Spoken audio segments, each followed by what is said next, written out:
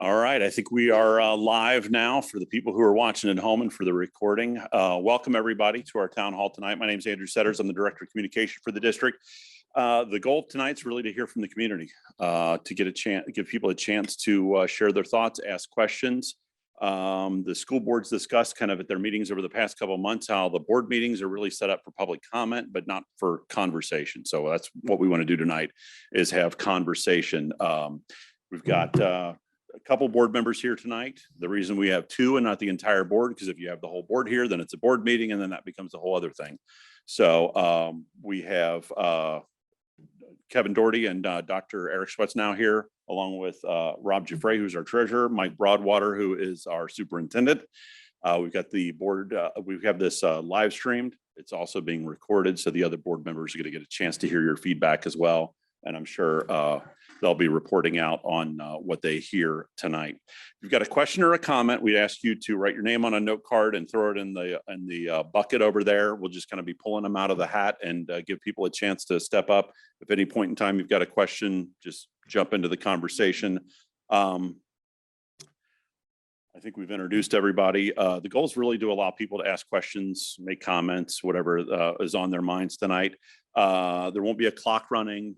But we are trying to have a conversation and not make speeches. So we'll try to keep, that's kind of my job, is to keep the conversation going and keep everything nice and civil. One of the things we have in the district is core values of care, respect, responsibility. It's what we talk to our kids about. It's one of the things that we would expect out of our people when we come together for an event like this as well. So with that, I'm going to go grab the first name out of the hat. If anybody has any opening thoughts or statements, jump in and share. Just welcome. It's good to see everybody. Thank you for being here.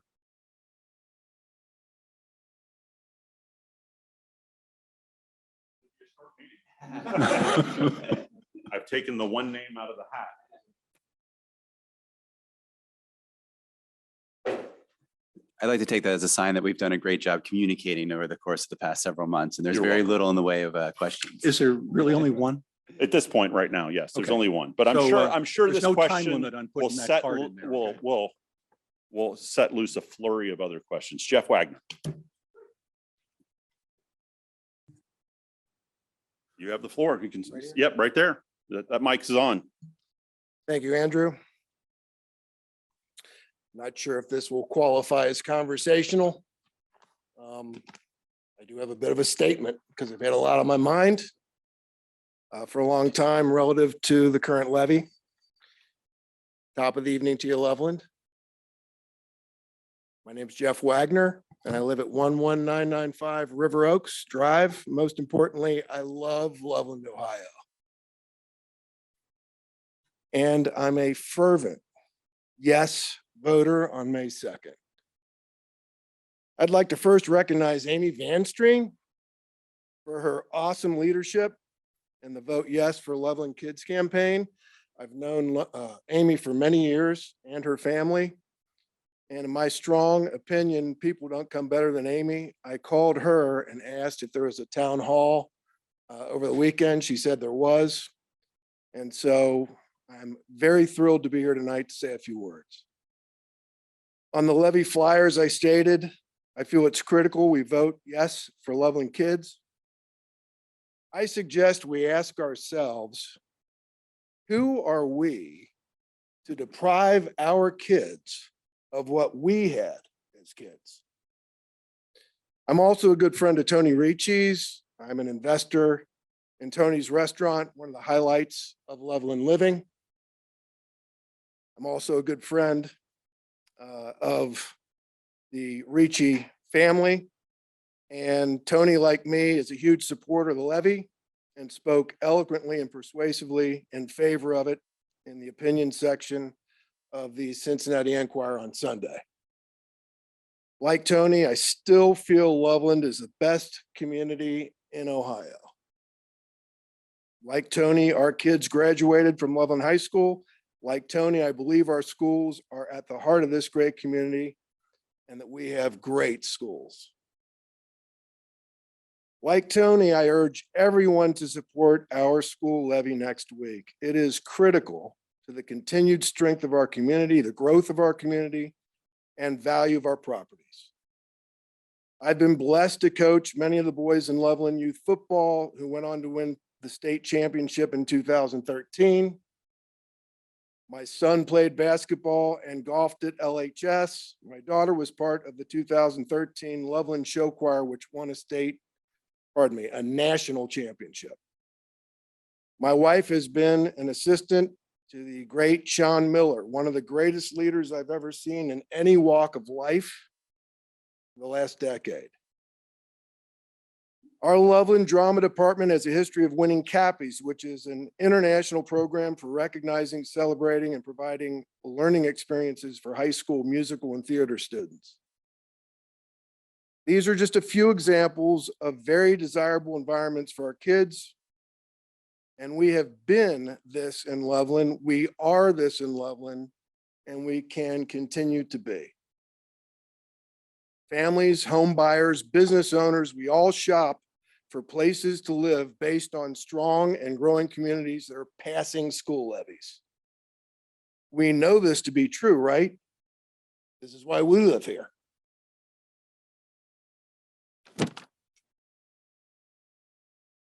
I would be remiss if I didn't mention the levy attempt 4 or 5 years ago really peeved me. It was unreasonable.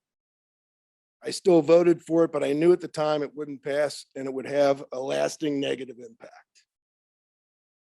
This isn't 4 or 5 years ago. It's high time to forgive and forget.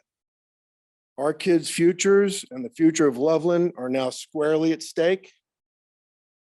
This levy is not only reasonable, it is critical. It's critical for Loveland to continue to be a place we all love to inhabit, and our kids are proud to say is where they live and where they go to school. It's critical to keep residents in Loveland and bring residents to Loveland. So I urge you to vote May 2nd. I urge you to urge your friends and neighbors to vote May 2nd, and for the future of our community, your community, I urge you to vote yes for Loveland kids on May 2nd. Thank you. Thank you, Jeff. Jeff, did you want to throw anything at us? The answer? Supposed to be conversational. Mhm. Certainly, anybody's like to respond to my thoughts. Well, I'm here, but I certainly want to have that opportunity. If you come to board meetings, you know, you just gave me an opening you'll regret. But I'm not going to take you up on that. I will just say one thing that I met a couple of neighbors during the course of the week who were definitely on the fence. And at least with one of them, the conversation I would summarize as saying concerned about 19. Very intelligent individual, reasonably well-informed individual, but still kind of carrying the baggage that was created back in 19.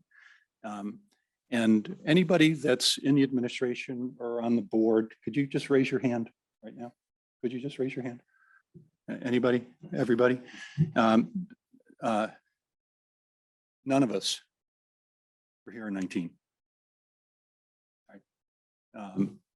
It's an example, and I'm not saying the people back in 19 were bad, but if you say you need change, I think the district has taken it upon itself to create change in a number of different areas. And the people that are responsible today are just a different group of people. So I wanted to try to make that point visibly. I'll throw in one comment, which is this is a year and a half. And the reason I wanted to come to Loveland for a lot of the reasons that you outlined, but in the educational field, we all kind of know each other, right? It's just like any other profession. And to think that I wasn't aware of the uphill battle that we had here to try and right the ship when it comes to finances would be wrong. I knew that coming in, that it was pretty easy to look at the 5-year forecast when I interviewed. You can't go a decade without additional money and think that you can keep going that way. It just doesn't work that way. So you either cut which was done before I got here. So when people say we don't like when school districts threaten, we never want to threaten, and that's what we're trying to do right now is give the community the heads up that the train's in the tunnel and the lights turned on and it's coming. And that's my responsibility and the board's responsibility to let the community know. It's also our responsibility to listen when I hear trust and transparency. I've worked really hard to get out and know everybody. I love Loveland. I love being here.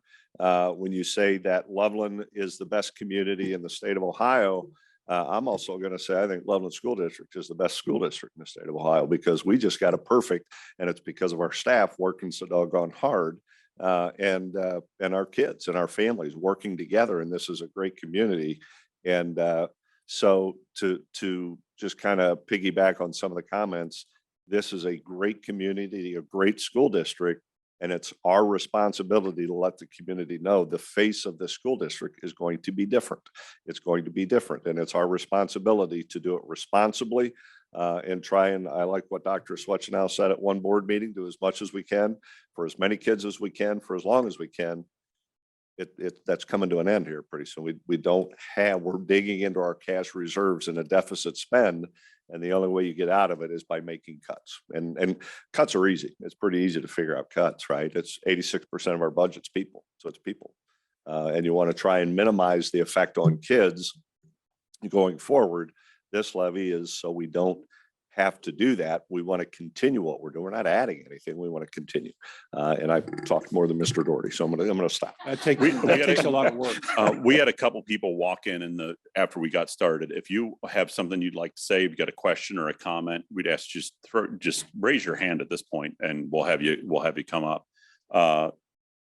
Swetchenow, I don't know if you had any thoughts, if you wanted to weigh in on anything. I think that you made a great point, Kevin, which is if you look at all of the people that are here tonight, none of us were here in 2019. And when you hear things like trust and transparency, it gets very hard to win those back once you've lost them. And we all understand that.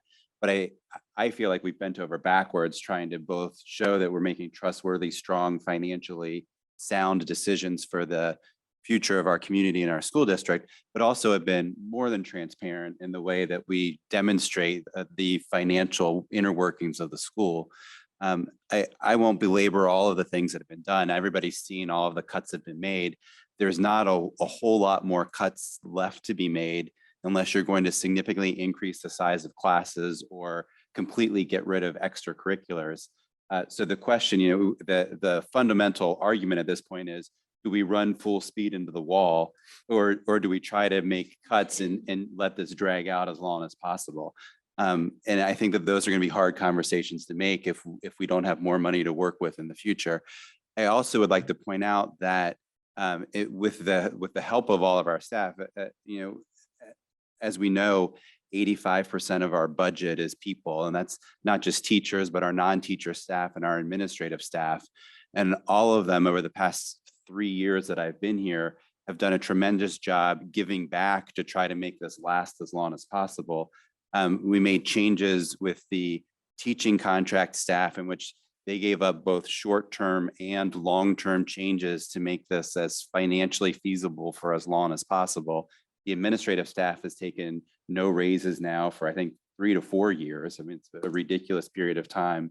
And with the amount of inflation that's happening. And we've already demonstrated how horribly underpaid we have been in the non-teaching staff, and have been trying to make that up over the course of the last teaching contract.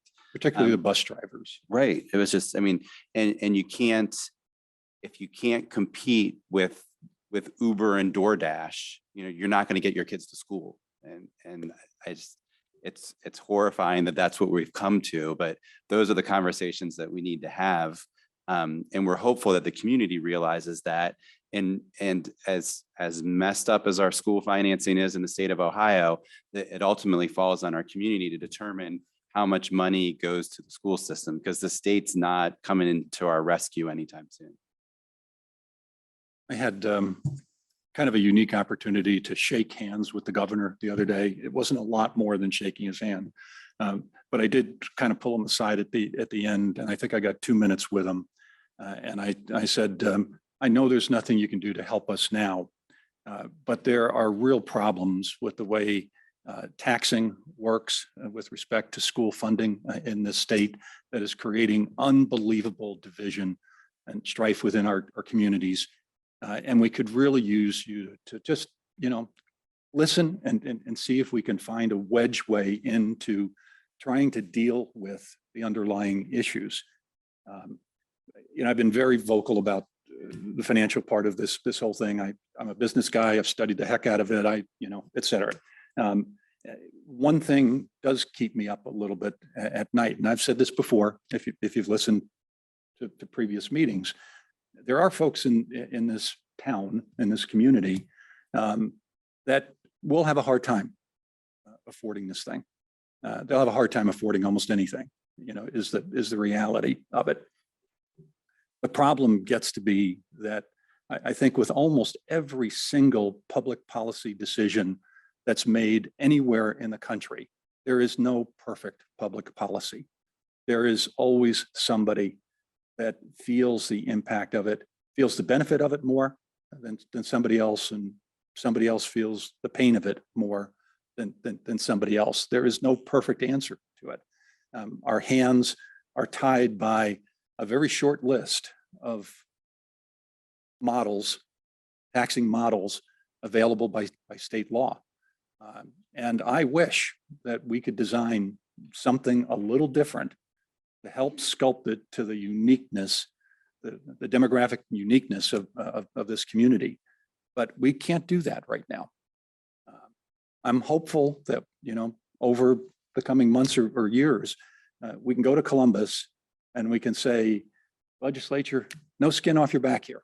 We just want a little bit of flexibility to manage our own district financially a little bit more than you allow us to right now. We're not asking you for more money, because I know where that one's going to go, but we could use some flexibility. Now, I don't know if that'll go anywhere or not, but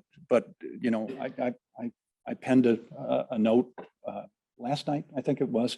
I'll probably sign it tonight, send it off to the governor's office, and see if he remembers me from 2 minutes last Thursday, and keep my fingers crossed that it opens the door to start to sit down and talk to the legislative staff about some other options going forward. Because none of the ones that we have out there are perfect. I see the permanent signs.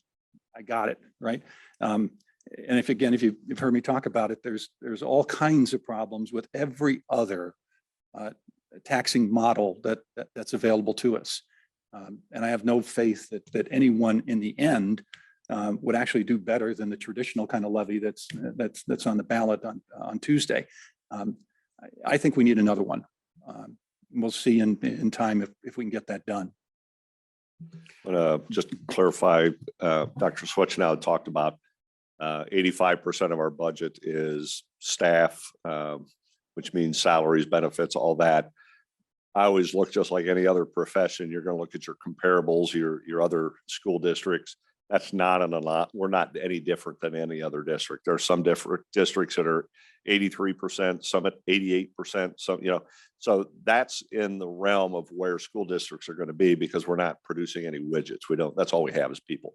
But tie that into the fact that right now Loveland is in the bottom 2% when it comes to student to teacher ratio, right? So the number of teachers per student are in the bottom 2%. 98% of the districts of the 600 districts in the state of Ohio have a better ratio, right? So what's that tell you about class size? If we don't have a little modest additional revenue, what's going to happen to class size is, because 85% of your budget is people, right? So if you don't have the additional revenue and there have to be cuts, it's going to be people. That's all we have. That's 85% of our budget, 86% of our budget. So Loveland would be teetering on having some of the worst, if not the worst, student to teacher ratio in the state of Ohio. To me, being an old high school math teacher, those are two numbers that are pretty, that go hand in hand, and that should tell you where we are. And that's my responsibility to tell you. And that's from the CUP report. That's Ohio Department of Education. That's not Mike Broadwater making up stats. You can get those online. And that's where we are. And so with the modest ask of 4.9, we listened that if you look at the state software that can be used to figure out how much you should be asking, we should have asked for about 6.5. We asked for 4.9 because we're just trying to keep doing what we're doing for as long as we can. But I think those 2%, I wanted to clarify, I think looking at comparables helps kind of give you a comparison. All right, Makes sense. there's a reason why each one of you came here tonight. There's either a question on your mind or like something that you are thinking about. We're looking for more people, somebody else to step up. And if you've got a comment or if you got a question, We didn't Now's want the to talk time. at you tonight, right? And part of Because the this is- reason I think some of us are jumping in here is to Yeah. give you a little more time, maybe give you a little more to chew on, to fuel a question or a comment. And if you just ask you to step up here. Thank you, sir.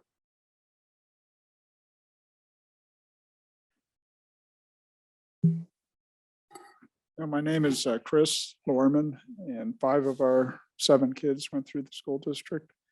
And I guess what I was going to say, and I was real pleased on the latest mailer we got, it's finally recognized. There's 2 reasons, as far as I'm concerned, why people should vote for the levy. One is for the education and the kids, and the other is for people to, 1, protect their property value, and 2, be able to sell their homes. They said, we moved here in '94. That's when the Milford district, they couldn't have passed a 1-cent levy. They were all failing. And we were, one of the criteria we had were levies passing when we were looking at schools. And we didn't even bother to go look at any homes in Milford because they weren't passing their levies. Well, who's now in that position? Unfortunately, Loveland. And I think one of the things that needs to be emphasized, let's trust this is going to pass, but going forward is to build a levy campaign based on 2 things. 1, the education of children, and secondly, maintaining your property value. And second part of that is being able to sell your home.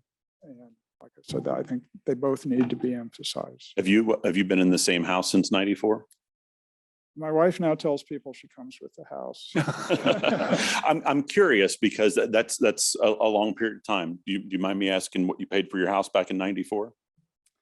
Because things are a lot different in Loveland than they were way back when. Our house has gone up about 2.5 times in value. It's worth, we paid a little over 200. It's worth over $500,000 now. So Yeah. Yeah, it's increased significantly, but now there's the issue. It's a big house. It's got 3 floors plus a basement. Well, and I didn't say that to talk about your home, but the fact that it's gone up in 2.5 times in value, I would imagine, because it's in Loveland as opposed to some other community. And I would agree with that 100%. And what I'm trying to say is for people going forward is the school district needs to emphasize get great education, and secondly, we pass our levies. And it helps I'll tell you ensure that real one, estate values and their ability to sell. that one started to hit me in December. I actually went to my old boss's house for a Christmas party. And a whole bunch of people, I mean, we're down the city and whatnot. And a lot of people saying, what are you up to? I say the school board, whatever. And they said, I mean, I had like half a dozen people say, what's going on in Loveland? And it was like, in Loveland? The school district had a reputation for passing levies and providing a quality education for children. And, Right. That's You know, one and of the reasons that people would move here. That's one of the reasons they would move here. It started to come together in this new way for me in December. And I think it was back in December that I started to talk about how the future would unfold, how I felt the future would unfold. And I think I said at our meeting, I have more experience with saving money the hard way than I want to talk about. And nobody's going to like what it looks like, but here are the various things that we all will go through. And part of it, clearly is what I call reputational damage. People are talking about us.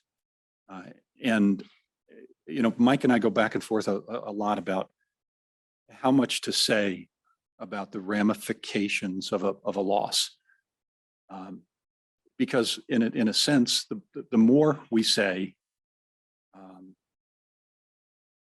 the more that message gets out about how things are going to look. And it's a double-edged sword, right? You have a responsibility to tell people the real world. But if we're on the verge, who knows, if we're on the verge of passing this thing next week, we don't want to go so far as to scare off the next, generation of homeowners that are always going to be behind a little bit in understanding the situation here. So I would tell you, I think we really try hard to be responsible about how much we say about that. If you want to put a fine edge on it, think that you're one of the teachers that we hired last year. And you're hearing all this stuff go on, and you're hearing that, X number of heads are going to get cut. From a human perspective, that's just a lot to put on people. From a strategic perspective, from a business perspective, it's the fastest way to lose the talent that you worked really hard to bring in here, because they'll be motivated to get this off their back and go someplace where they feel more loved. It's a fine line. We keep having people ask us, tell us more. What are the consequences? As I say, we've listed a lot of different things. We haven't settled on anything. But I think everything is on the table, Mike, right? Everything is on the table. And I don't think we'll make decisions until we're at a next official board meeting in May. Yeah. And then hopefully if the levy is approved by the voters, that becomes a moot point. And then all the pressure is on Mike to make this levy last as long as possible. I would agree with what you're saying. And what I was trying to say was, I'm not saying this in opposition to the levy. I started supporting levies. Our oldest is 48. I did it a long time ago. I'm north of 70. And we moved here from Athens. I've worked on levies in Athens and I've worked on them here. What the point I was making is as I've walked around, the no votes I hear, so many of them are saying, I put my kids through school, I'm not voting for it. And they don't think at all about the value of their property. And secondly, their ability to sell. And the example I used with Milford was the perfect one. They couldn't pass levies and people wouldn't even look at houses, and including lady was real proud. She was building a house down the street. My wife she got to build ours. And she was putting in a pool and she's all excited. Well, the realtor said, you're not going to sell your house, pull it off the market, and someone else lives there now. That's the point I'm trying to make, is that's another important point for the people that want to say no. They'll tell me, I put kids through school, et cetera. They don't want to think about the value of their house and their ability to sell their house. And they're both, particularly for those that are voting no, they need to think about that. So our youngest is 26 now, came through school here. I've got some 40-year-old kids as well. But when we started talking, because I talk to a lot of people, right, and try to understand. I've really been trying to understand where people are coming from. What do you expect of the school? What's the accountability supposed to be? What's right, what's wrong? And I do hear and I do see people saying what you just said, that my kids have been here, they're done, I'm done. And I just remember that when our daughter was in school here, there were a lot of people in my position paying taxes back then to help keep her in school. And I can't speak for everybody. Everybody will look at this differently, but I, personally, I feel an obligation. That's what I have to do. You have to pay it forward. You have to do what was done for you. I think you said that earlier. I just, again, people will feel differently, and I agree with your point of view. And that point of view needs to be made, and they're still shaking their head no. And I think that's when they also need to understand this impacts children. You're saying your kids are past it and I don't need to worry about it. I'm going to vote no. And I'm saying, well, you also need to think of yourself. There's your house value, and two, there's your ability to sell your house.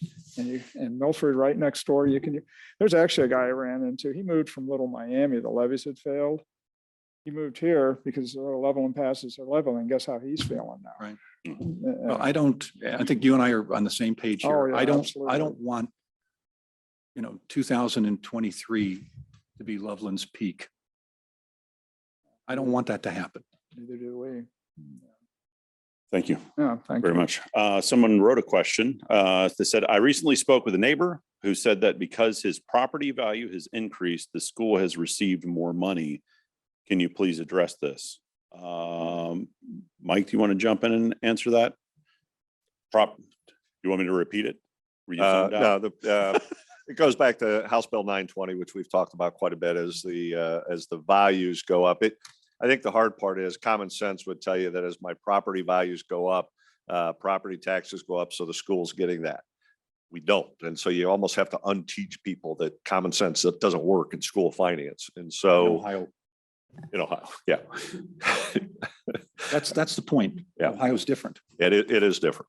And so that's the point that a lot of people, I think, get confused on. And so the only reason you ask for a levy, for the most part, the reason we're asking for this levy is for an inflationary adjustment. We've gone 9 years, almost a decade.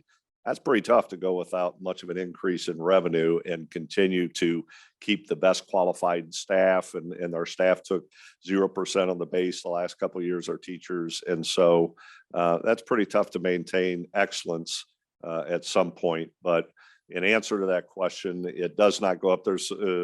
I could throw in the little term of inside millage, a little bit goes up, but it's not substantial enough to make a difference. We'll ask Mr. Giuffre to weigh in on inside millage and the difference between voted millage, which is a levy, and inside millage, which I don't fully understand. It's unvoted millage. Yeah, well, I get that it would have to be, yeah, but it doesn't make a lot of sense to me, but. Before we talk about that, there's another issue where I think folks don't realize that there are a lot of levies in their territories, Sims Township, Miami Township, Hamilton County, that are approved by voters beyond the Loveland borders that have a huge impact on their tax bill. And we receive full credit for those bills. So, yes, those, and this is something that's understandable.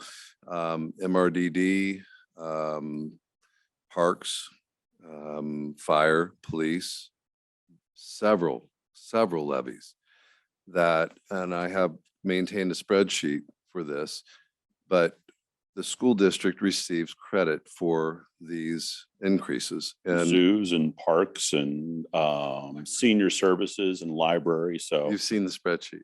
yeah, so your taxes go up because there's other things that have been approved that raise your taxes. That the schools do not receive any income Yes. from. And inside millage is this much of that much. It really, I mean, and so in the trust, transparency, and truth concept, we're trying to make sure that everyone knows what our portion of it is. But these levies that have occurred are seemingly oblivious to folks who want to give all of the credit to the school district for that increase to their tax bill. The reality is that we are at the lowest effective millage for this school district in over a decade. So we're collecting less of a percentage of property taxes for this school district than we have in over a decade. These other levies are attributable to why folks feel that they're being taxed by the school district, because we are of the largest portion of that bill, but we have not collected anything more since 2014, except for this small amount of inside millage, and inside millage is now a discussion item this close to the levy. Inside millage is something that I will try not to go into too much detail from, but it was the way that all political subdivisions were funded back before any of us were born, I think. 50 years ago. This So model is 50 years old. there was something called the Great Depression, 1929, 1934. The inside millage Wasn't here was then. 15 mills. And after the Great Depression, in order to relieve taxpayers of the burden, it was reduced to 10 mills. And so whatever was collected between 1929 and 1934 was averaged out for all political subdivisions that existed at the time. And it became 10 mills. Our millage portion of that is 0.456. So of the 10 mills, which if you think about it, 10 mills would be $350. 1 mill is $335. It's always been that for $100,000 home. Our portion of that, 45.6%, has always been what it's been, but it is a portion of what is the increase is. So for example, if property taxes go up 10%, the inside mills would equate to, on a $100,000 home, $35. Our portion of that would be $19.60. So from that, I would just say, if you were to review all of the levies that have been improved since 2014, that's approved, replaced, renewed, the inside millage is a fraction of that. The recent publication of a 43% increase in Claremont County certainly has raised some eyebrows. I don't believe that that probably will happen, but that impact on the inside mills is an increase of what's already in place. And again, if it were a 10% increase, it would be $35 per home. Our portion of it would be $19.60. So whatever that percentage proceeds to be, then you can do the math. But that is, I think, the concern that we have is the communication and understanding and understandingly that we receive a lot of credit for the Don't increase. get confused about that. For the increase, but the increase is shared with several political subdivisions. And our increase since 2014 has been a fractional portion of that. Long answer. So I'm gonna just Well, add a Rob, little. We'll now take turns attempting to translate. I was gonna say, so go back and just, so since 2014, as there's been an increase in your property taxes and an increase in the value of your home, there has been a relatively insignificant change in your school tax since that point in time. Can you quantify that for a $100,000 home? Not at the moment, I Okay. cannot. All right, but, and again, it's even if that inside millage doubled over that period of time, which it hasn't. The reason I cannot is because it's less Right. than it was because we had debt. And at the time in 2014, the debt was about 3.6 mils. So the increase on the inside millage is actually less than the decrease of the. Well, and so I'm this is a doing it great time. I again. mean, I the apologize. reality is we have Less. these So basically, finance. school funding is really easy to understand. It's less. We have these finance conversations all the time, and it's fascinating to me how ridiculously complex it is. But the amount that has increased related to the inside millage over the past decade is less than the amount that has decreased because we've retired debt over the past decade. That is accurate. I could have said that. So I brought my 2017 tax bill in here one night because I could find it. And I had my 2021 tax bill. And you really, if you can find your tax bills, this is a really interesting exercise because it's the only place that you can go at the kind of the household level to see how much you're actually paying for school, for the library, for police and fire, et cetera, et cetera, et cetera. And I compared 17 with 21, I think it was, and my school tax had actually gone down. Relatively small amount, but it had gone down because of this debt retirement or something else. Everything else had gone up by 30% or some such thing. So you feel this, right? And you think it's about the schools. And this is one of the frustrating issues that we've got. It's not about the schools. I said this law, this 920 law that Mike referred to earlier is 50 years old. The state of Ohio has been doing this for 50 years. And they basically made the decision that voters should have the opportunity to vote on every tax increase. They made the one exception of this thing called inside mills. That's why it's called non-voted millage, right? Everything else has to be voted on.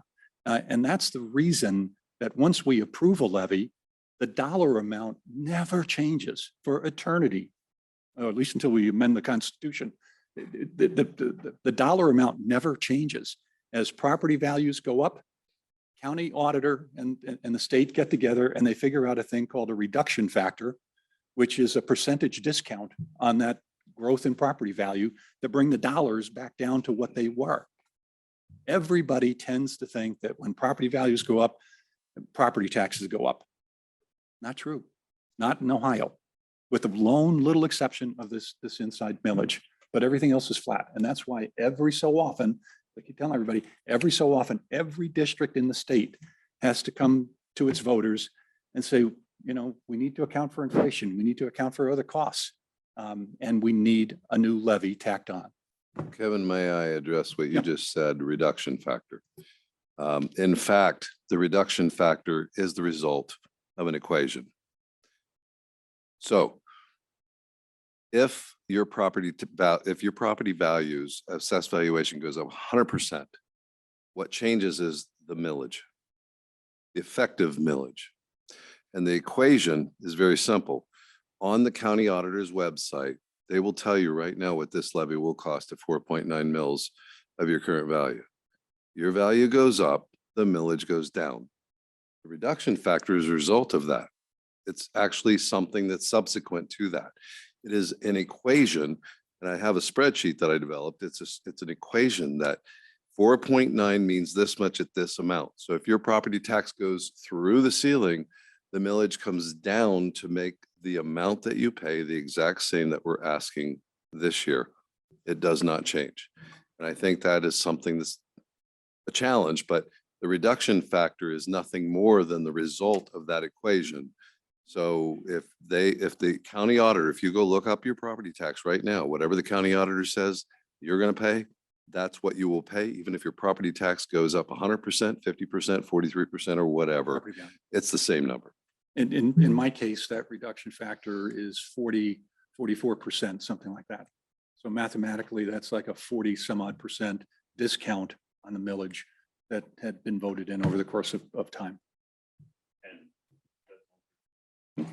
Well, and It's all very confusing, but what I take away from it is when it comes to voted millage, and we're talking about effective millage and everything else.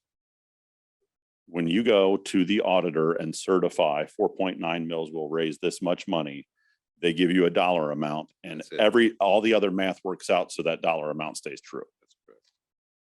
That's the simple way to think And this about can it. be an interesting conversation and about what the value of House Bill 920 was and what its intention was.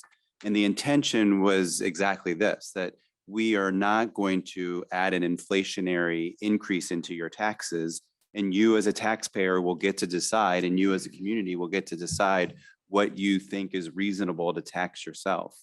And so I can look as Mike does and say, gosh, if they would just give us a 2% increase related to inflation, we wouldn't be having these challenging conversations.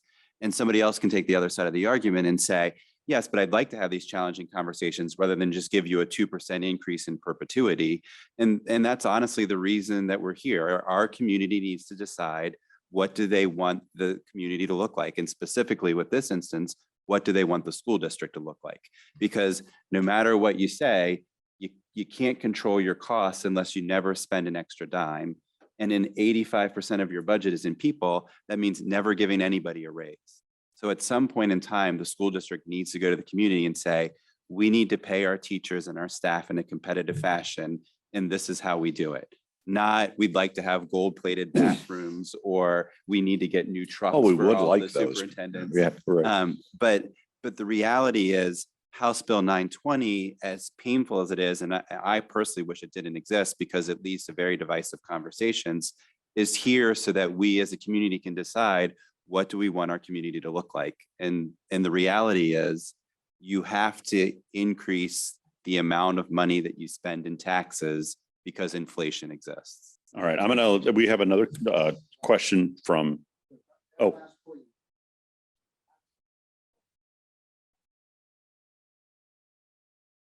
You want to just jump up here? Then everybody can hear you. Sorry, so the inherent problem in the bill is if you're spending, you're fixed, your income is flat.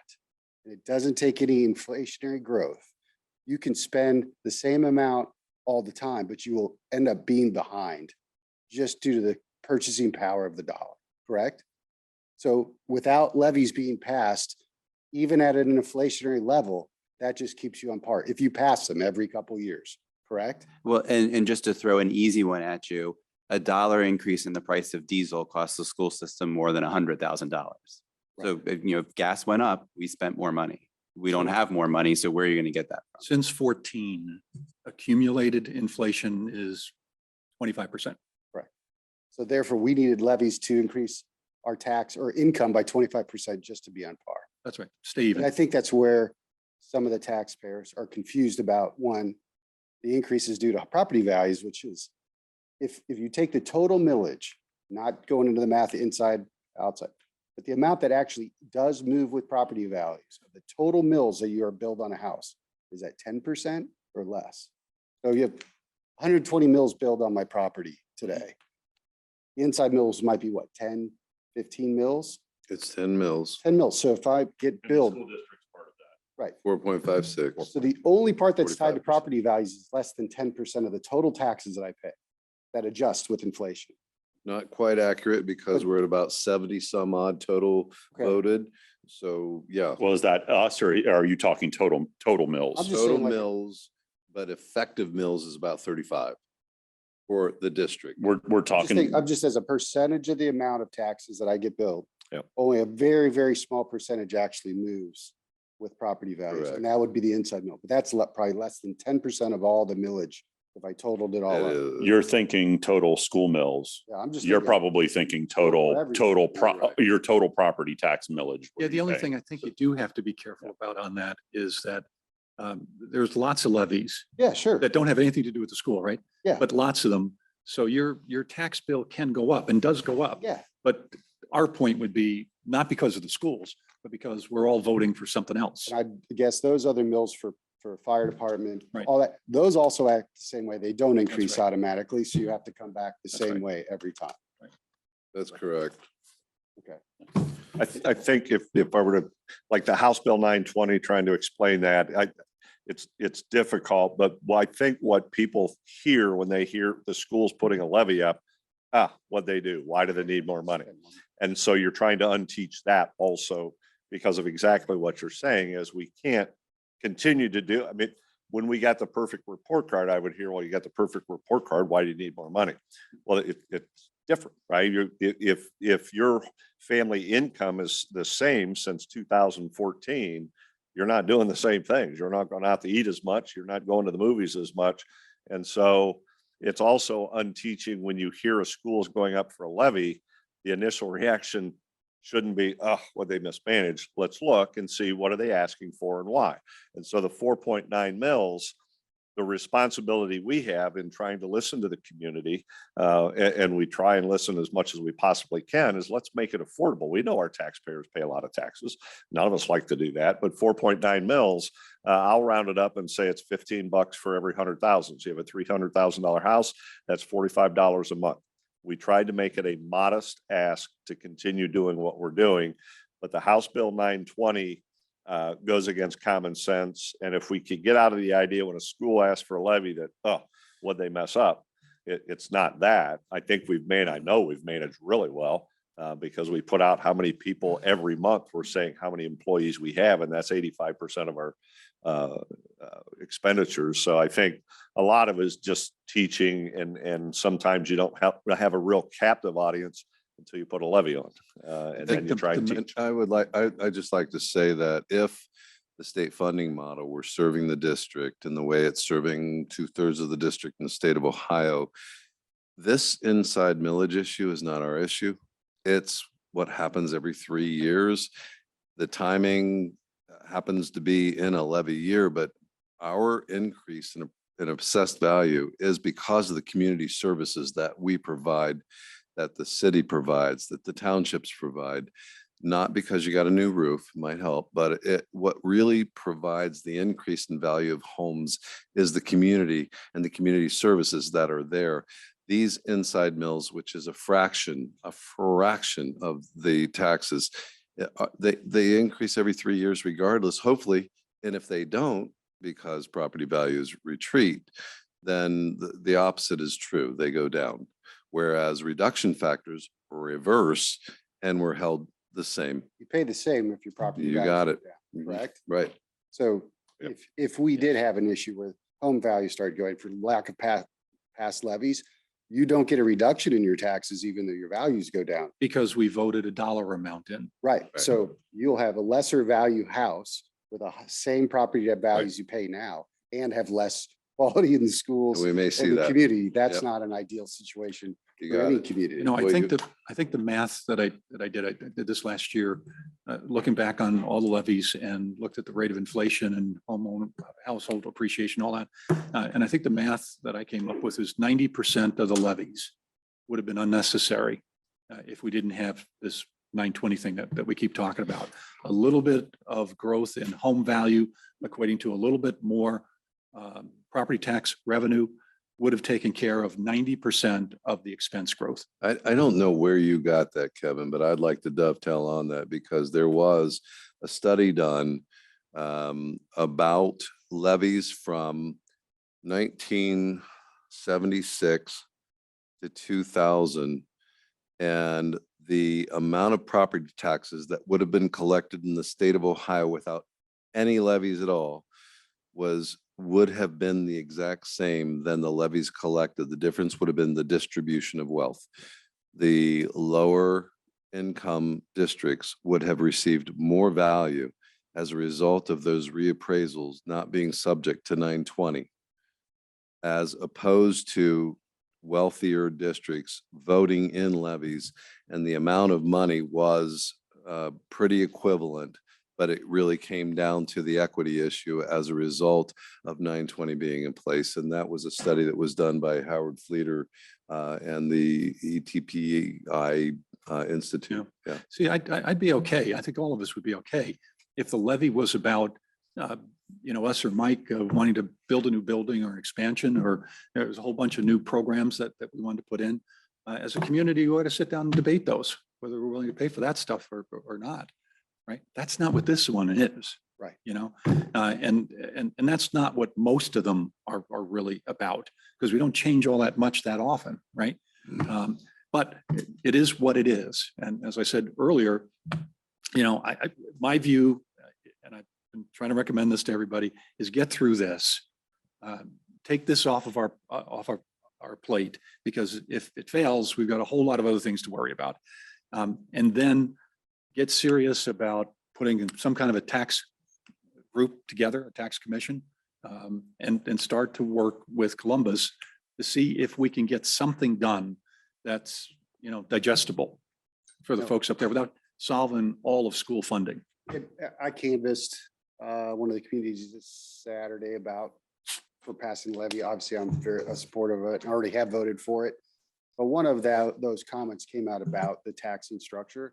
And they asked, what is the board doing outside of our community? Because we understand our structure here is a little different because we're highly residential based, Right. less commercial properties. So Right. we bear the brunt as homeowners Right. more than most communities, Correct. which creates an inequity just within the surrounding communities. Correct. As we buy or work or buy and shop in Yeah. Sycamore, where the commercial properties are, we're giving our tax dollars to that area. We get very little back, if not none. Yeah, it's kind of crazy. If you look at Sycamore's numbers, they actually spend more than we spend, but homeowners pay less Right. than we pay. Why?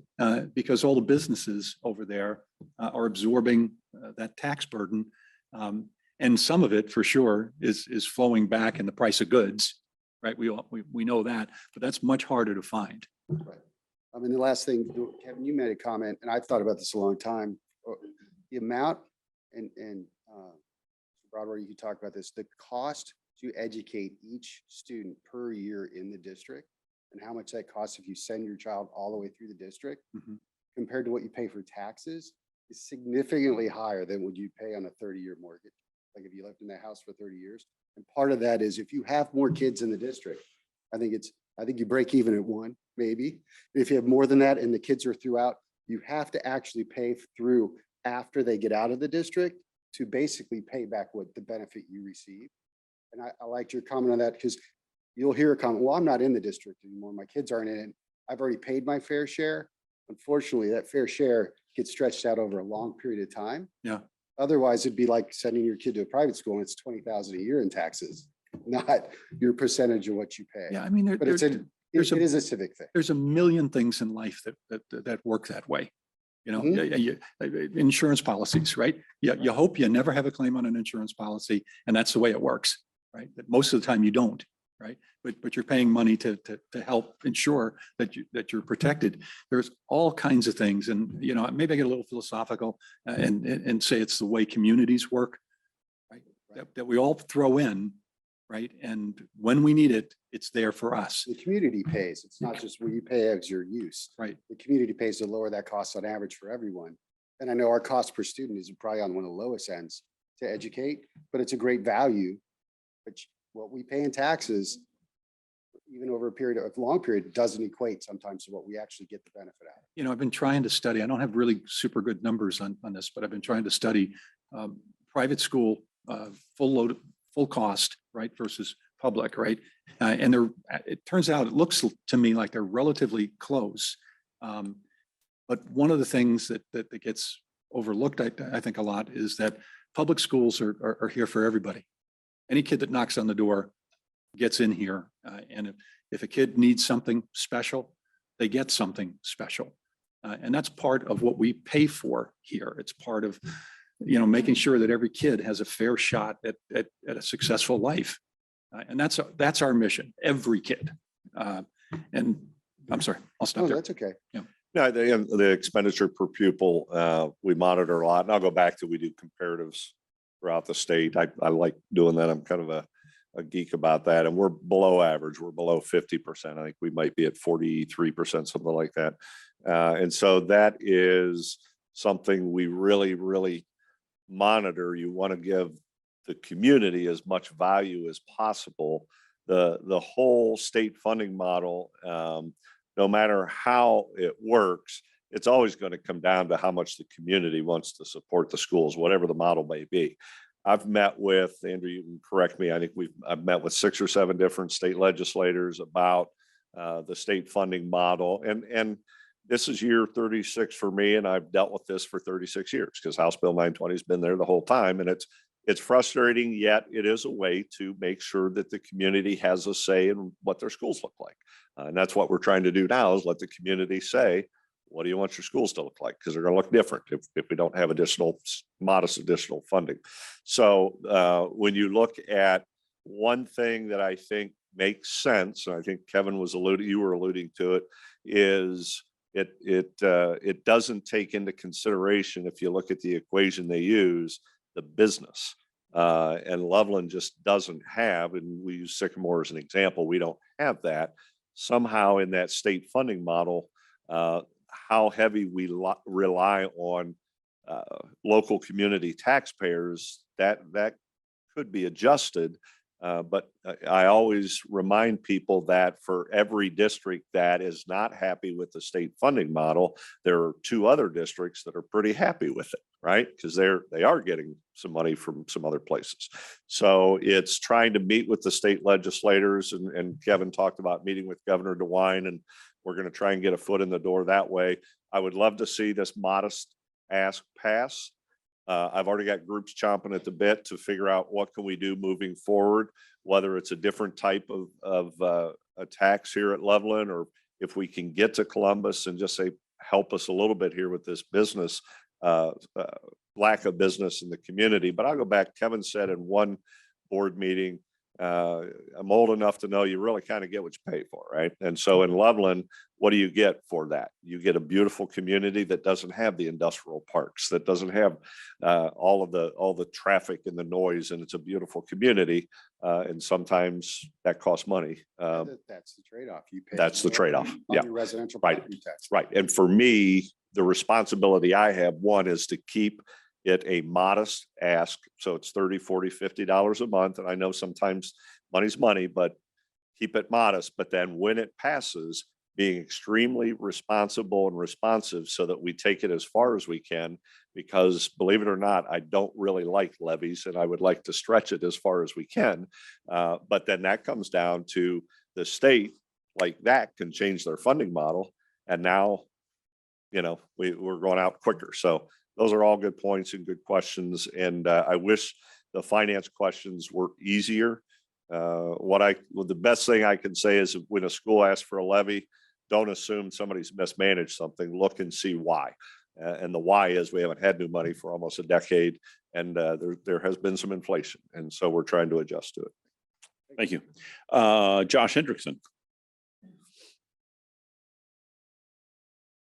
Well, I had an interesting question about inside mills, but you beat me to it. So we're just going to pretend that I was eloquent when I asked that. You did a wonderful job answering. I would recommend getting the numbers to a point where we can post it somewhere saying this is, and I think Dr. Schwestnall started to ask that, this is how much it changed since 2014, what extra it's brought in. So we can really say it's not much. When you say know it's it, what not. is it? Yeah, there's Okay. people saying it between 2014 and now, so much inside millage has increased, so many more dollars the school gets. And I know it's not, but I don't know what it is, So let me just ask you, with that, how do we measure that with the other millages in the different political Right. subdivisions that have increased? Because it's all relevant. Yeah. Well, and honestly, all I can say is all you can do is give us all the details of and in some ways you have to tell us the whole thing. You have to tell us this is the entire story of how it works and what we're receiving. This is at the end of the day, what dollar amount Loveland City School District is receiving from inside millage from 2014 to now. This much we know. And you'll have to explain along the way what it is and how it works and why you don't get the full amount. I know it's the 1% is divided among several public entities. I already know more than most people do with just that. And that's about the extent of my knowledge. I think you could help us out with understanding more, essentially. That makes sense? Well, it does. I just know that it is, there's a lot of moving parts. Yeah. And in keeping it simple, your taxes are available online, so you can see yourself what's changed. And with that, and the Hamilton County does a great job. I think Claremont does. I think all three counties do a great job. You're able to see from past levies where your taxes have increased. The inside millage is not actually something that you see vividly because it is just a matter of fact. It's not something that occurs as a result of an action. It is something that occurs as a result of law. Yeah. So it depends. It It might is a be. computation based upon the value of your house. Yeah. It's, Right. and it's different for each homeowner. Right. It might be helpful. You mentioned earlier that you looked and your tax bill dropped, and that sprung a thing in my mind. I was on Nextdoor, which I don't recommend anyone do, by the way. And I'll bring Nextdoor back up in a second. But actually, I saw a Vivid No person admit that they went and looked and their tax bill had dropped too. Yeah, the problem here, I think, is often you don't see the tax bill. Yeah, It goes to your mortgage company. right. And all you see is the total that you're paying per month. Yeah, but historically, that's Yeah. the problem, right? Yeah, but it might be difficult to do, but if we could get volunteers to provide info saying, here's what my tax bill was like here, and here's what it's like now, and we can do a comparison. It'd be a small sample, but it might be easy to understand. Here's where we're at. Look at the bill from Right. 2019 in these three houses, 2014 in these three houses, Right. and here it is, 2023. You know, it's amazing. Again, when I did the 2017 to 2021, whatever, I looked at all these things that I probably voted for. Yeah. And I didn't think that much of them at the time, right? But over the course of time, it's one on top of another, and it becomes real money after a while. So it's a useful exercise. If we could help on that, maybe Rob and I can talk tomorrow. Rob, just a question. When you look at the 5-year forecast and the total revenues year to year, the only, correct me if I'm wrong, but the adjustment would be kind of your inside millage, right? When the revenue goes up a little bit, it's going to be your inside millage for the most part. Inside millage, but mostly new construction. Or new construction, right? So that the two things that will change, but if you pull up the 5-year forecast, you'll see the revenues. I mean, I'm looking at 2019 on, it's about a little less than 1% a year. And it's not sustainable with just the inside. If you think about that in rough numbers, revenue, my recollection Mhm. right now, revenue goes up about 1% a year, excluding any new levies that might flow in there. And expenses go up somewhere between 3 and 4% normally. There's an adjustment year, I think, in the beginning of the forecast where it's a little higher than that, Right. 3 to 4%. And any of you that are in business and manage expenses, my experience is 3% or so on a year. That's okay. That's kind of what you expect. You work to hold it to 3 or 4%. And when I look at the long term here, that's what I see. And I can honestly tell you, I don't get invited to a lot of dinner parties. So to hear anyone talk about inside millage, for me is like, that's new stuff. You know, the only reason I think that got So they legs, get to walk away. the only reason I think that got legs is that it was such a big number for Claremont. And If it goes 43%, it would be. I read a statement from the county auditor that said she didn't believe that was right, and Yeah. was filing to challenge it. So who knows what it ends up being? Obviously, we've had a lot of real estate appreciation in the last several years. So I don't think it would be unreasonable to think that it's higher than what we have seen. I think the last one for Hamilton was 15% years ago. So who knows where this thing turns out. 43 gets attention, and it's what drives this crazy conversation about inside versus outside. But it is the exact same number on your property taxes for a 4.9 mil levy as it would be once it's equalized to whatever that millage is. It's the same number. If it's 43%, 10%, 100%, it's the same number. It will not be more. Josh, did you have another thought? Yeah, before we leave tonight, I'd love for you to address the other big talking point. They like to make, mountains out of molehills and things get legs. The idea that the 5-year forecast is way overblown and inflated and so forth, or what I would call it, evidence of good management of money. We spent less than we feared we might. I'd love you to address that. I'll give up the microphone first, but I just want to talk about our community, because I did a teacher supply drive this past week and got to bring in lots of stuff. And you administrators know this, and I, as a minister, know this. No matter how hard you work to get the word out on something you're doing, you'll show up that day and like 90% of the people will say, I didn't know about that. How come you didn't tell me? And you can put it out every which way. It's a church thing, it's a school thing, it's every which way. So my beautiful and brilliant wife thought we should put a cash bucket out for all the people who show up and spontaneously give. We gave about $1,000 worth of supplies as a community. About $900 of that was cash in Venmo. So that's how I know how much we did, because I'd spent that money to bring in the supplies, delivered it today. The most beautiful thing to me was that it didn't matter whether it was a yes voter or a no voter. I know no voters who put in cash, but also there were teens who came up with their only dollar and put it in. And they were sad they couldn't give more. This is going back to benefit them. They know it's supplies for them and they still want to give their only dang dollar. And to me, that was the most valuable donation. Because it's easy to give when you have abundance.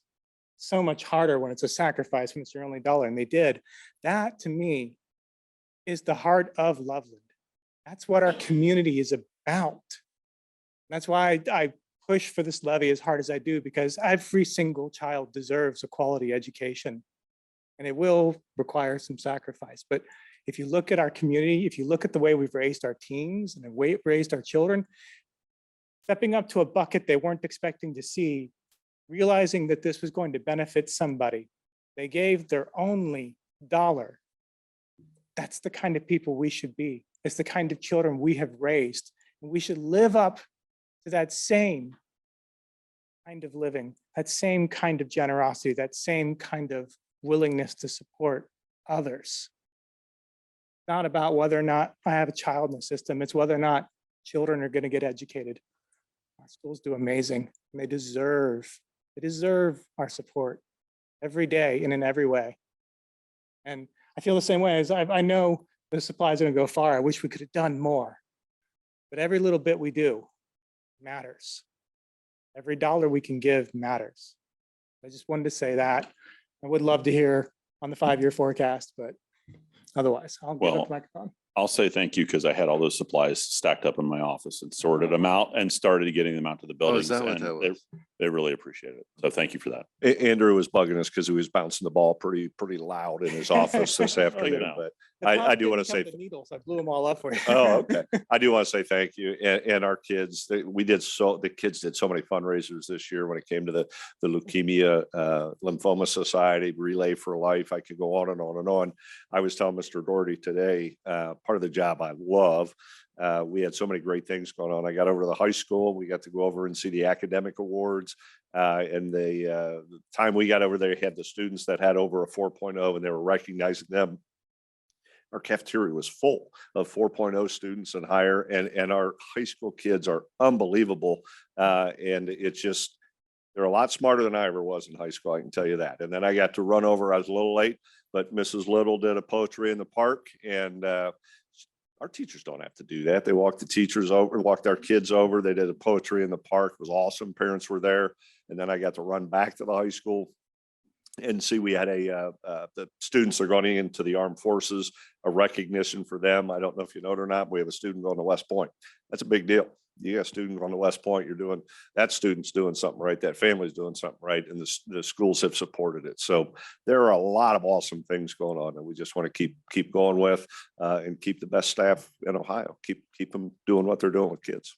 I've never seen Loveland not step up when it comes to time of charity, when it came to time of doing something right to support others. And the levy is no different. It's time for us to do that as well. So Rob, if you want So to if I talk could- about the 5-year forecast. Watch the clock, 60 seconds. Materiality. So in revenues, my goal is to keep it 3, 2, 1, 3, within 3%. I want the revenues to be at least 3% over. I'm shooting for 2, and 1 would be fine because it's more revenue than estimated. For expenditures, same thing, 3, 2, 1. I want to keep the expenditures within 3. I'm shooting for 2. 1's a little tight. In that, the total impact on the ending balance is the result of those 2 things. And materiality in auditing and in accounting has to do with those estimates. So the equation is this: the real revenues have to be greater than or equal to the estimated revenues. The expenditures, the budgetary expenditures, has to be greater than or equal to the expenditures. And the result of that then has to do with the ending balance. So an ending balance that is within 3 to 5% of what was projected at the beginning of the period is the target. So I did this real time when you started on it. I called up off of Rob's website, the 5-year forecast that was issued in January. And I did a couple of quick calculations. On the 5-year forecast, we go back to 2020 as a base year. And our total expenditures were $53 million in 2020. They're forecasted on Rob's forecast for this year to be $54 million, which is a 1.9% increase over whatever that is, 3 years. All right. There's like craziness with numbers that goes on out there. I mean, as an analytical guy, I go absolutely out of my mind looking at some of the stuff that you see out there because it's just bad analytics. It's like if you looked at 21 and 20, I'm sorry, if you looked at 21 and 22, they're relatively low numbers. It went down to 49 million, up to 51 million, and then we pop up to 54 million. If you decide to use 2021 as the base year, this looks awful. It's like 5.8% increase. But what people don't account for is the fact that we had credits. We had ESSER money from the feds that we very, very, very carefully used to offset expenses within the district and push out the need for a levy. So when you look at 21 and 22, those are years that are influenced by outside factors. You have to adjust for those factors. And when you do, all of a sudden, you know, the what's going on disappears.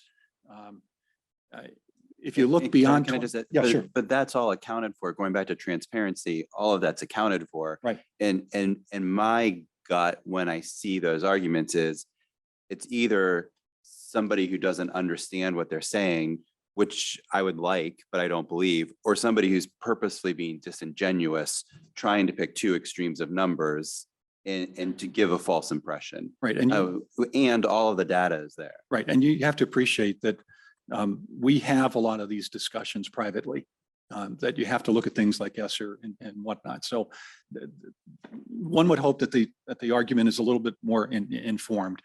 You can take a look and see things like purchased services versus salaries changing.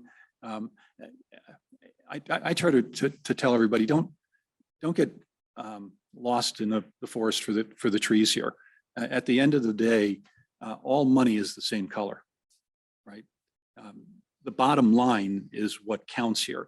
The total expenditures, whether we hired an employee directly, on the payroll, or we went to the shared services center at the county, it's money is money, right? To get the job done costs so much money. So don't get hung up on things moving between lines there. What matters is the grand total, and the grand total, somebody with a good business background, I'm willing to sit down and hear another view of this. But as I said before, Rob doesn't get to present a forecast that I haven't challenged and Eric hasn't challenged.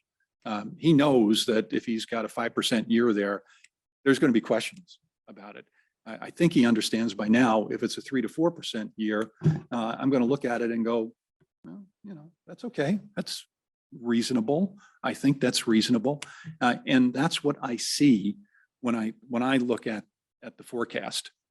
If you want to nitpick and compare lines that don't actually relate to one another, you can end up with misleading Well, and suppositions. if you take the bigger view, revenue hasn't substantially changed since the last levy was passed in 2014. Yeah, you see it here. So if you say, if you have the same amount of money coming in and you're still paying your bills, you must be managing your money fairly well. Right. If you are still Right. getting by on the paycheck that was put in place in 2014. Right. And during the course of a year, forgive me if you've heard me talk about this before, but expenses go up and down, revenue goes up and down. It's not like this, okay? Expenses are a little bit like this, but revenue is like this, right? And therefore, cash balances are all over the place. So you have to be really careful looking at the cash balance.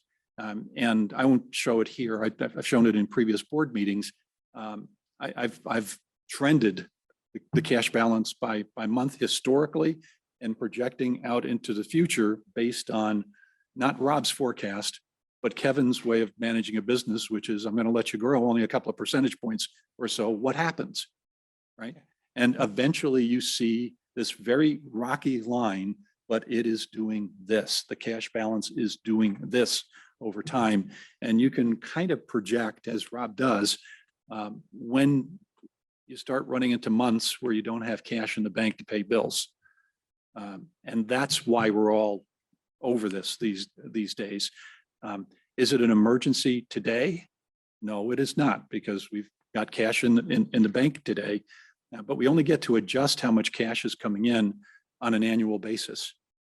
And we can see what's happening and the projections, you know, it shows it here. The cash balance goes negative in 2026, and it is a really relatively small number in 2025. So our chance to fix this is basically now, because we affect 2024's income this year.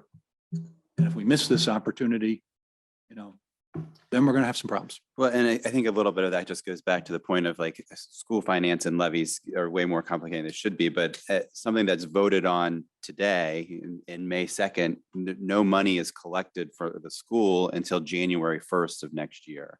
So it's not like suddenly money appears in the bank account. You're stuck with what you have for really another 7 months after that. And it's why the 4.9 that is on the ballot today is different. It will get a different outcome for the district than 4.9 in November, because we would have gotten a January 1 of this year. Yeah, because we're going to, Well, it's $5 million less to the school over time. So it's $5 million less you can spend on things like bringing busing back or bringing gifted services back, or all of the things that I would like to see happen that goes away when you don't get a chance to collect that again. so Rob's forecast for this fiscal year has us spending almost $2 million more than we're taking in. Yeah. Now those are forecasts, and, you know, we'll see how it turns out, but over the course of time, it tends to be correct. So that means we're out of our cash reserves, $2 million disappears. But it also accelerates. Do you have in front of you, what is it the next year after that? Yeah, so it's $3.2 million. We have word games about whether this is a deficit. Deficit spending to me is I spent more than I took in. So $3.2 million deficit spending next year, almost $5 million the following year. And so what that means, though, practically speaking, is in 3 years, you have to have a 5 mil levy just to get back to zero. So you don't even, and you're immediately coming back for another levy the next year because you continue to spend the money that you no longer have. At any rate, so I think that we can get too much into the weeds, but the problem is a little bit of our issue is that anybody can pick a number off of a spreadsheet and try to make it seem different than it is. The reality is we've been as transparent as possible in putting these numbers out.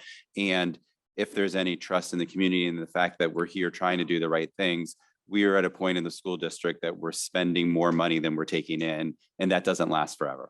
It can't. You just said what couldn't be said. Many things have been said. Ask the finances.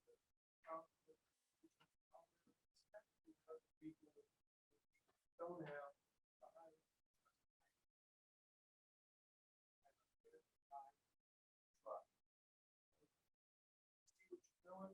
See how you do it.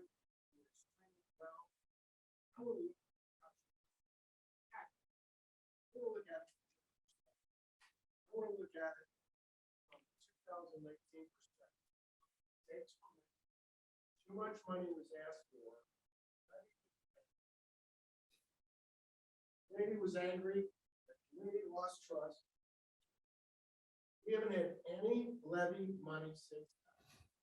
And we're asking for what? Less than a third of what we asked for then, so that we can stop cutting. Okay, cut it. Not like we're about to cut. It's whether or not we're cutting more. That says it all. What you just said about spending more money than you're taking in, that says it all. sophisticated math equations, thank God you guys do them. Critical. They should be very effective at selling those that don't have the high degree of trust that I think most of us have here. Certainly I. What this means is a levy to make up for what we haven't done because the states were ready 5 years ago. It's that simple. We sit here and talk about all the equations, all the sophisticated math, and you guys can own up to and be as we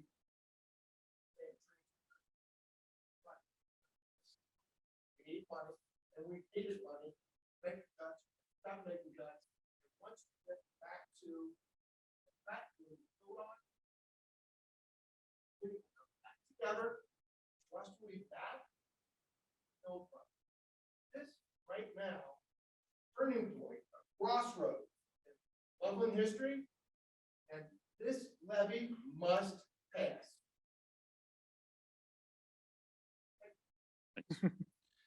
All right, thank you, Josh. Yeah. I had a note asking, wishing that you had been at the mic, so everybody could hear. We've got a question, Lynn Mangan. We heard it though.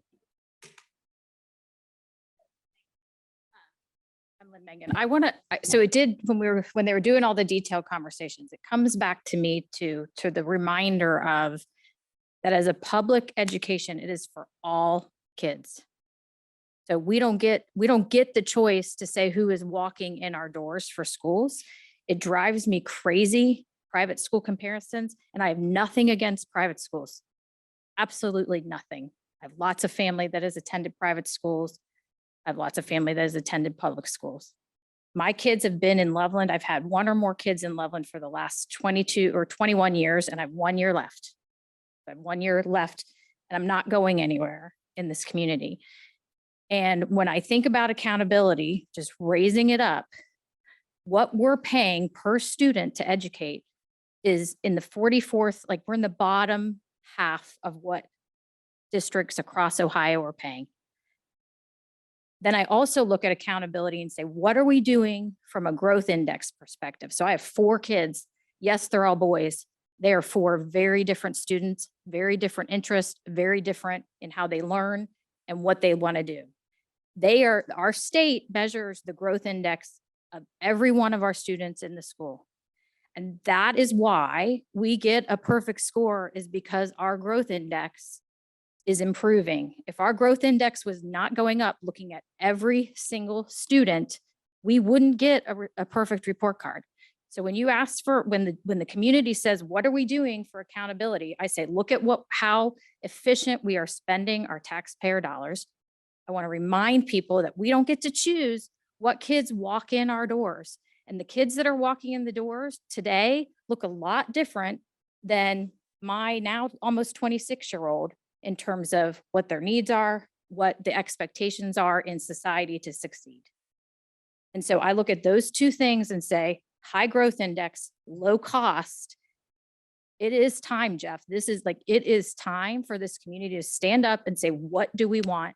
It's not just for our kids, it's for our entire community. So I think we get mired down in inside millage or whatever. Listen, the high school, my oldest, who's now 26, my family moved here in 1996.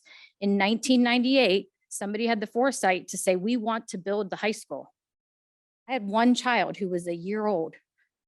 So yes, I was paying for that long before I started using it. I'm also glad I'm a business person. So I like that, yes, this district in a little bit over a year and a half is going to have 0 debt. So yes, you may have some inside millage that's changing, but your debt is also going down. And how many districts can say they are 0 debt? Very, very few. So I just, you'll hear my passion.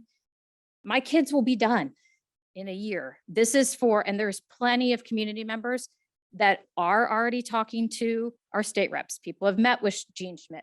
People have met with Rachel Baker.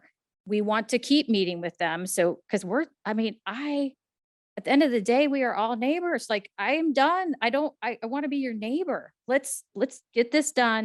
and let's keep working to see how we can improve it for our community. So I don't really have a question, but just wanted to raise it back up to accountability. I see it in the low spend and in the high results, and a big thank you to all the educators in the buildings that are making it happen for all the kids in our community. So sorry you hear And about Lynn, it. and I'll just piggyback on that, which is great, but like, how often do you get to stand up and say, we spend less money and we get better results? I know, That- right? that- How does, Right.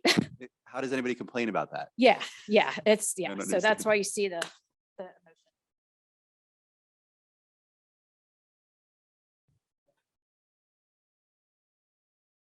And I don't know if anybody, before you get started, I don't know if anybody else has a comment or a thought, but I feel like the conversation is winding down. So So 7 years ago. there you go. I will make it brief. Okay, a couple of points. One is, two things matter, input and output.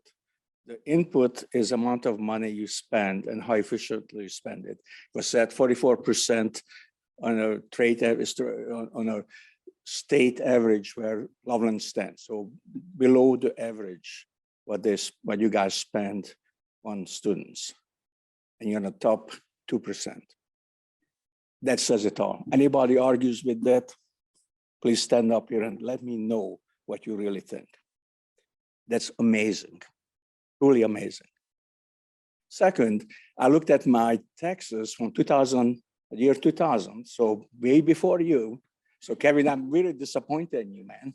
Very disappointed that you didn't go back. And I looked at 2021, and I looked at the CPI, and guess what?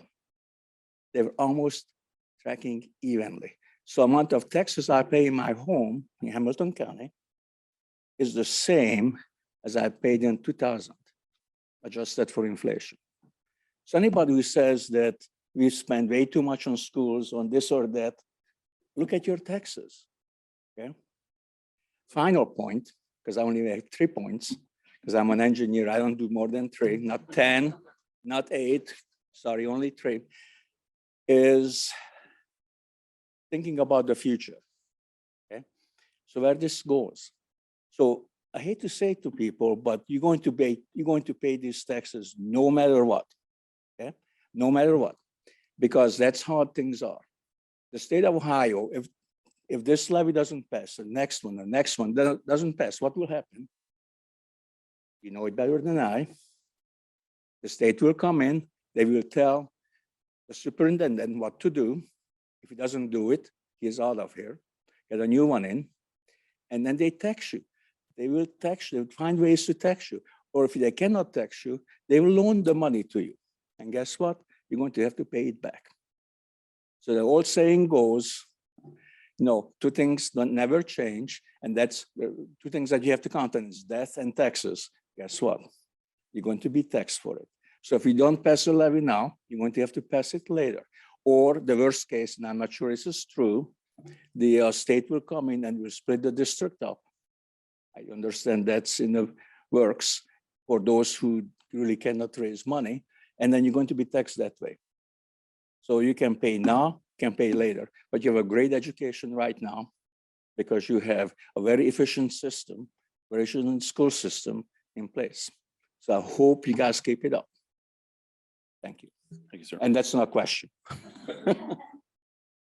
Does anybody else have any thoughts, questions, comments they want to make? All right. Any closing thoughts that you want to bring to the table? I just see a lot of, and maybe Mike and Rob can comment on this, but I see a lot of debate, a lot of challenges to this state control issue out there. I see people using the presentation from the state auditor, and you know, when I see these transparency signs out here, they drive me crazy because why was the state auditor here? We asked the state auditor to come here and explain the situation to everybody. We asked that, right? And you know, there are people debating whether the state actually ever takes over a school district. And I would just tell people, if you want to find out, just go look at the law. It's pretty explicit what powers the state has when we get into that situation. And it does involve the ability to fire these two guys, et cetera, et cetera, et cetera. Now, for clarity, we're doing everything that we can do to avoid such a thing ever getting close to happening here, but it can happen. And that's under our control. And we'll go back. I mean, Comment on that? I mean, 3 years from now, we're halfway through that process. I mean, if things don't change, it's not that far away. It's not like it's some nebulous, unforeseeable future. It's all on paper. It's all on screen. Only thing I wanted to add is thank you for the time to come out. More than anything, going back to the theme of transparency, the reason that we're here is because we want everybody in the community to know that any questions they have about anything on the schools is fair game. And I'm happy to talk to anybody anytime, as I know all the rest of us are. So thank you for your time. I'll throw out just thank you and for everybody participating and the year and a half I've been here, I've really worked pretty hard to try and build trust. I'm asking the community to trust that we're gonna be in a bad situation here pretty soon, and we're really trying to inform the community. We've gone out as much as anybody's asked. I've gone out and talked to anybody.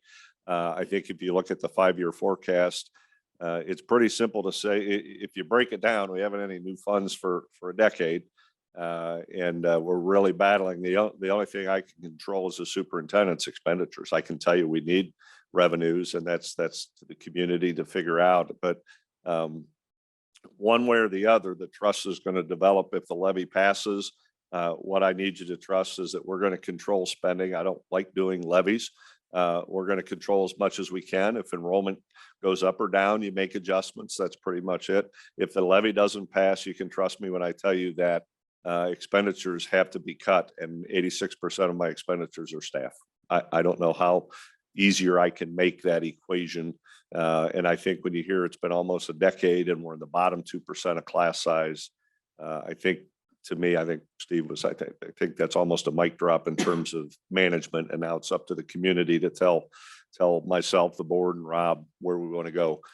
But I appreciate everybody being here. And I guess I hope the community can trust what we're saying. We're working really hard to build that, but understand that this is a great community. I love what Mr. Wagner had to say. This is a great community. And I hate to see these discussions get in the middle of that. But that's where we are because it's some history, and I don't know everything about that, but let's move forward and just keep having good conversation and keep doing great things for kids. I love what we do here. So, but thank you. The last thing I would say for the evening is that I've had the blessing in the last week to be a part of a couple of sessions outside of the district, one with the Easter Seals organization and work that we have going on to build a veterans support capability at Easter Seals downtown. And the other one was yesterday, also downtown, but working on finding pathways for kids on the autism spectrum to navigate employment opportunities in the area, meeting with some of the big companies in town. And I mentioned both of those because of the way they make me feel. I feel good. I feel complete. I feel that was something right. And I'm tired of this one. I'm tired of feeling like this is a bad subject. And it brings so much negativity to so many people. And I want to see it in the rearview mirror. I want to feel good again. I think, if we all reflect, those of you that are in this room, those of you that might be listening remotely, reflect on how all of this makes you feel and how doing something positive in contrast makes you feel as a moral guide to what perhaps is the right path forward. So whatever your decision is, please get out to vote, because we all need to know what Loveland is made of on Tuesday night. It'll guide a lot of decisions going forth. So thank you. Thank everybody for your attentiveness and your participation. All right. I think we'll bring it to a close. Thanks a lot, everybody.